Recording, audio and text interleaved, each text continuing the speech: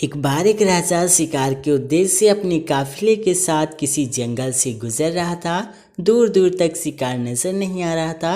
वे धीरे धीरे घनघोर जंगल में प्रवेश करते गए। अभी कुछ ही देर गए थे कि उन्हें कुछ डाकुओं के छिपने की जगह दिखाई दी। जैसे ही वे उसके पास पहुंचे कि पास के पेड़ पर बैठा तोता बोलना पड़ा, पकड़ो पकड़ो, एक राजा आ रहा है, इसके पास बहुत सारा सामान है, लूटो लूटो, जल्दी आओ जल्दी आओ। तोते की आवाज़ सुनकर सभी डाकू राजा की ओर दौड़ पड़े। डाकुओं को अपनी ओर आते देखकर राजा और उसके सैनिक दौड़कर भाग खड़े हुए। भागते भागते कोसों दूर निकल गए। सामने एक बड़ा सा पेड़ दिखाई दिया। कुछ देर सुस्ताने के लिए उस पेड़ के पास चले गए।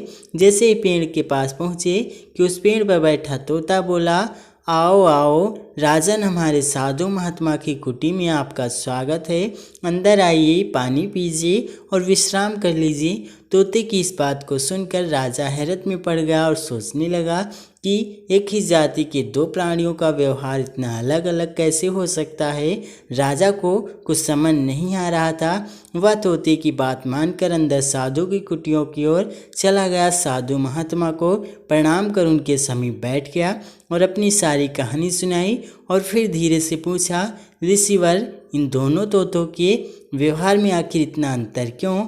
साधु महात्मा धैर्य से सारी बातें सुनी और बोले, ये कुछ नहीं राजन, बस संगत का असर है।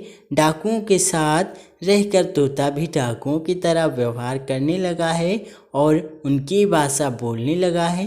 अर्थात जो जिस वातावरण में रहता है वह वैसा ही बन जाता है। कहने का तात्पर्य है कि मूर्ख भी विद्वानों के साथ रहकर विद्वान बन जाता है, और अगर विद्वान भी मूर्खों के संगत में रहता है तो उसके अंदर भी मूर्खता आ जाती है।